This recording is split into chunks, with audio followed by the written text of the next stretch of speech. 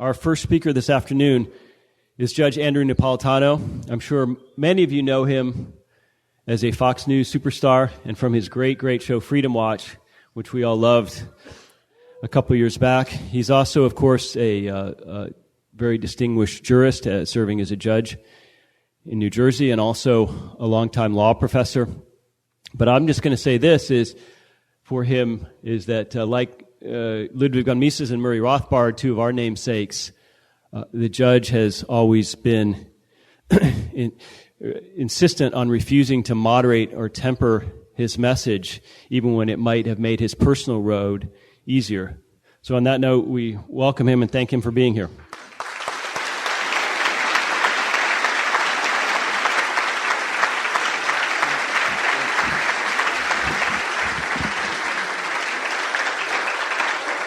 Thank you, my dear friend. Sometimes I don't even realize how my reputation has sunk since my masters killed Freedom Watch. But the other day I was at the U.S. Air Terminal LaGuardia waiting to take a shuttle flight to Washington, D.C., and I saw a Secret Service agent. I recognized him. I knew his face, and I knew the gizmos that they wear, and he sort of smiled at me. And before I could say anything, he said to me, "Good morning, Justice Alito."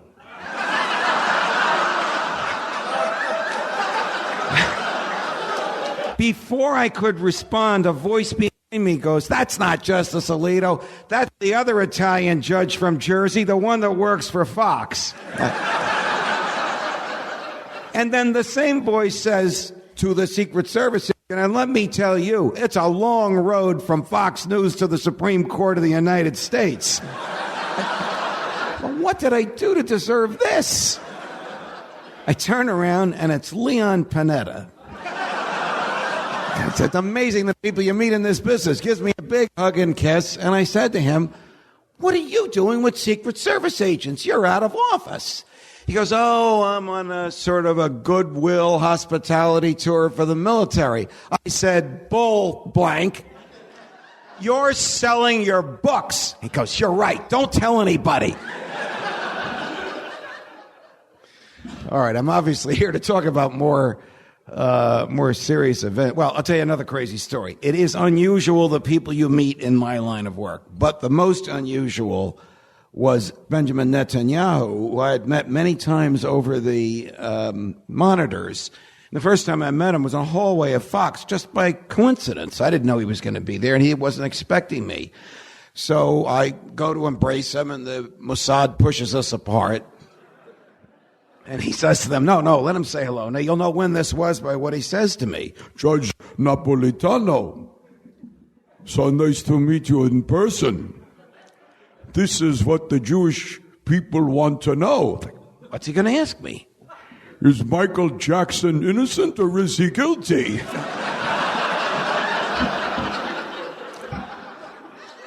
Mr. Prime Minister, this is an only in America. He is profoundly guilty, but will be found profoundly not guilty. All right, two more serious trials of guilt or innocence, and to my topic, which is the natural law. When Thomas More had his last opportunity to address something for posterity and knew that his effort would be futile, he was defending himself in his trial for treason. So he's the defendant and the lawyer. The alleged and proven act of treason was silence. The refusal to assert affirmatively and in writing that the king was the head of the church on earth. He made the following argument to the jury. Now, he knew the jury had been handpicked by the king's judges, and the king's judges had been handpicked by the king. He knew that he was going to lose this. He knew he was going to be found guilty. He knew he would be executed, and the execution method was beheading. Some men say the earth is round, and some men say it is flat. But if it is flat, could the king's command make it round? And if it is round, could an act of parliament make it flat? Now, when he was making that argument, he, of course, was not only appealing to the jurors' common sense. Of course, the king couldn't make a flat earth round, and of course, the parliament couldn't make a round earth flat. He was appealing to their understanding of the laws of nature that restrain even the government at the time, Henry VIII, who was about to have him beheaded, and the Parliament, which was the facilitator in his beheading. So his choice between remaining mute at his trial and being convicted, or taking a stand for something as affirmative as the limitations on the government, he exercised that choice by giving this now classic statement of the natural law. Fast forward to the present day. When Moore said that, this was not a novel argument. He is not the originator of the argument of the natural law. The modern day, it's 800 years ago, but the modern day originator is St. Thomas Aquinas, still the best explainer of the natural law. But John Locke picked up on this, and Thomas Jefferson picked up on it when he wrote the Declaration of Independence, and James Madison picked up on it when he was the scrivener for the Constitution. Jefferson's version of Moore's phrase is this: we are endowed by our Creator with certain inalienable rights, and among these is life, liberty, and the pursuit of happiness. So if Jefferson's correct, if this isn't just some musing, and by the way, the Declaration of Independence is a statute enacted by the Congress. If you go to the first book of the U.S. Code and go to the first page, you'll see there the Declaration of Independence. Probably the most violated statute by the government that we have, even though it's the first and the oldest. But it articulates the view that our rights come from our humanity. What are these rights that come from our humanity? And if they come from our humanity, how can the government trample them? Well, the concept of natural rights articulated by Aquinas is this, that there are areas of human behavior for which we do not need a government permission slip in order to make free choices in those areas. So things like the freedom to develop your personality. I told O'Reilly he should be grateful for that freedom. The freedom to develop your personality, the right to think as you wish, the right to say what you think, the right to publish your thoughts, the right to worship or not to worship, the right to assemble in groups, the right to refuse to assemble in groups, the right to petition the government for a redress of your differences, the right to defend yourself. I must tell you, the right to defend yourself, the right to keep and bear arms, does not protect your right to shoot deer. It protects your right to shoot at the government when it is taken over by tyrants. These are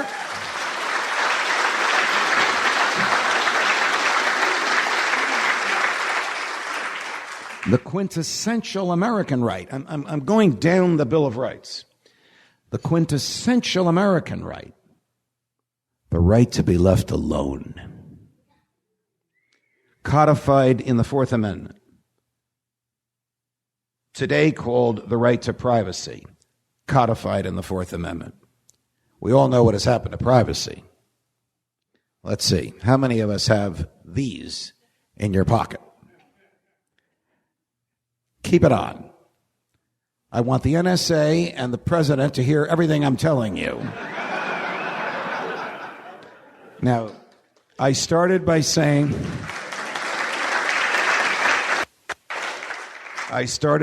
keep it on. Here's the sad thing. It doesn't have to be on for them to listen to us. When I used to say this about Blackberries and iPhones a couple of years ago, people would say, oh, there he goes again. He's off his meds. He's hanging out with Lou Rockwell too much. But today we all know this is true. Today we know that our popularly elected government has such profound disregard for our natural rights that it tramples them to extremes beyond which even George Orwell could have imagined in 1984. Without getting into the NSA, another topic for another time.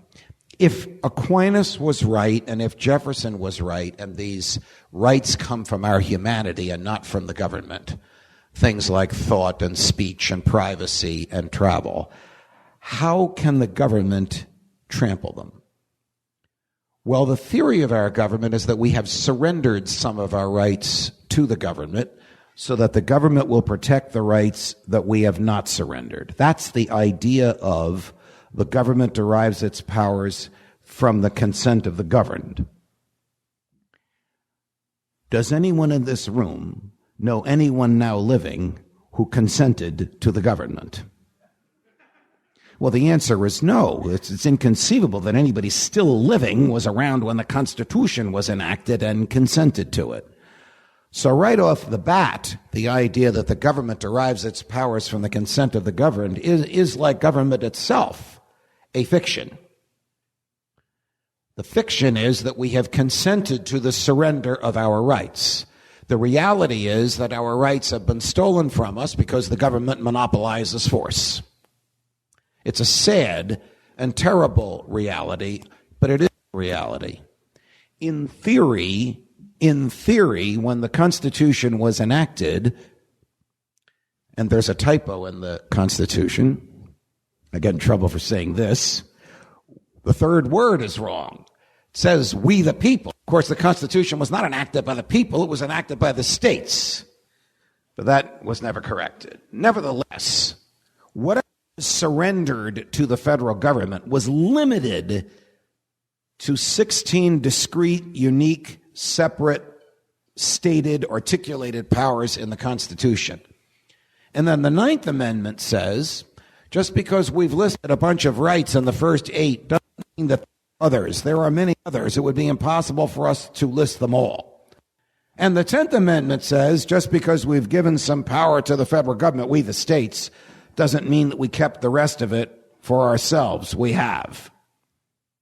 That's the concept of limited government. The government must stop when it wants to touch our natural rights. And the list of natural rights, whatever you think our natural rights are, give me the list. I'll add 30 or 40 to them. Because these are the things we all yearn as human beings to do, free from interference by the government. If they belong to us as human beings, like my fingers belong to me, then they cannot be taken away by majority vote. They cannot be taken away by legislation. They cannot be taken away by the command of the executive. They can only be taken away if I give them up myself.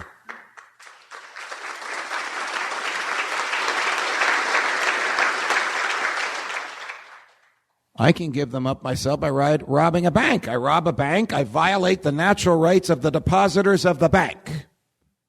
I can then be prosecuted and have my freedom of movement taken away. So I have surrendered my natural rights when I gambled that I could get away with that loot from the bank. I could also sign a contract in which I give away some of my natural rights, and I've done that with my bosses at Fox. Theoretically, I'm supposed to say only what they want me to say. In return, they send me a check every week. You know, the checks keep coming, even though I obviously don't always say everything they want me to say. So you can voluntarily surrender your own natural rights for whatever good you choose to surrender them for. But you can't surrender somebody else's natural rights, because natural rights are owned by individuals, by persons, not collectively, not by groups, not by the government, but by individuals. That is at least the theory of the Declaration of Independence and the theory of the Constitution, and was at least the theory of the framers, the founding generation of the United States of America. Regrettably, it is no longer the theory today. And this assault on natural rights began immediately. In the presidency of John Adams, the government suddenly had this bizarre fear of the French. I know this sounds incongruous today, but the country was afraid of the French. So they enacted the Alien and Sedition Acts, which basically said, if you want to become a citizen here, come. If you own an acre of land, you can become a citizen immediately, except if you're French. You have to wait 14 years. By the way, if you criticize the president, the government, the Congress, or the courts, you can go to jail for 2 years. Well, how could the same generation that wrote Congress shall make no law abridging the freedom of speech, in some cases the very same human beings who wrote that, in fact, abridge the freedom of speech? Because the world looks very different when you're on the outside trying to acquire power than when you have power and you've forgotten about those promises you made to get there. In this room, after I finish, is the Thomas Jefferson of our day, who never forgot his promises.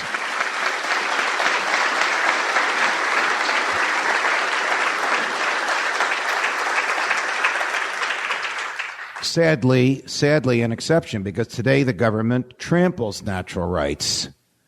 Today the government, to which none of us has consented, claims it has the authority by majority vote to assault those liberties that are a part of our humanity. You don't have to believe in a traditional true-line God, as I do, in order to accept this. You don't have to believe in any God in order to accept this. If you believe that humanity is the highest and best virtuous good on the planet, then you believe that humanity, each human being, is the source of his or her own rights. If you believe, as Jefferson and Aquinas and I, that we are creatures of an all-knowing, all-loving God who made us in his image and likeness, and as he is perfectly free, we are perfectly free, and our rights come directly from him, in either way, the rights are ours and not the government's to be taken away. The Constitution was written to prevent the government from doing that, except when it does it by due process. Due process means if I rob the bank and they want to take away my freedom, they have to give me a jury trial and the full panoply of protections that come with it. The governor can't just arrest me, as the governor of New Jersey did, not me, he'd like to,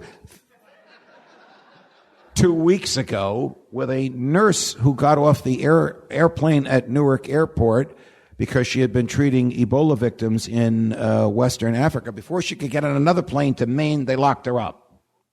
They put her in a tent in a parking lot in downtown Newark. They gave her a bottle of water, a granola bar, and a porta potty. If she had been charged with murder and had been lodged in the Essex County Jail a mile away, she would have had better creature comforts and a more secure environment than a parking lot tent in downtown Newark.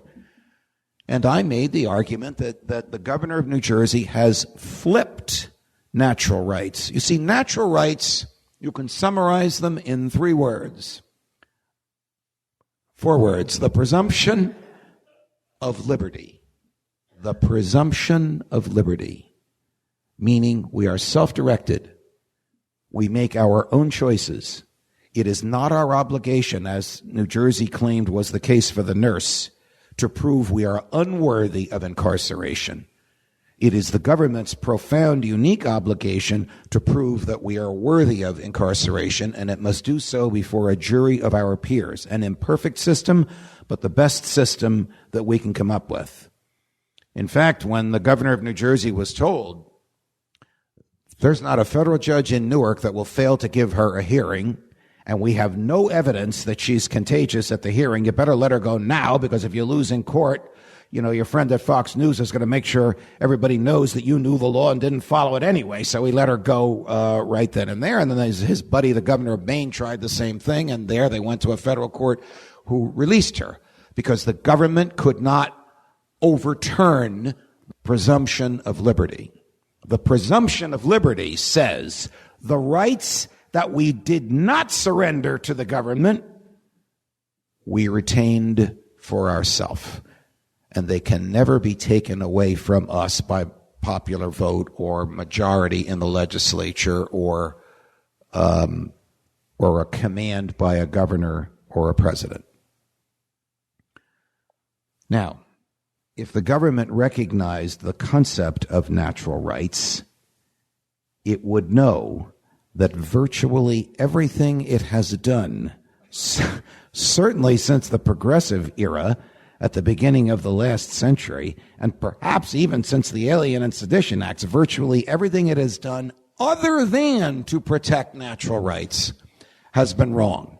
Question, is there any legitimate activity government has in a free society? Answer, yes.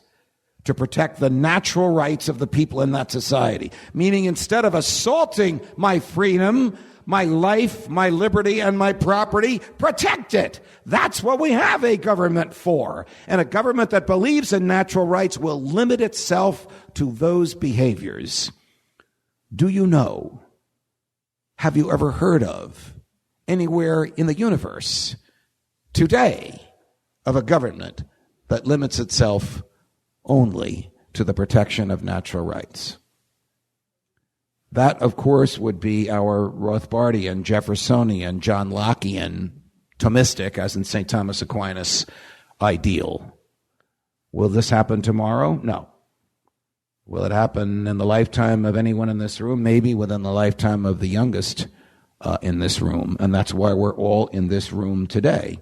We need to understand the force of darkness among us.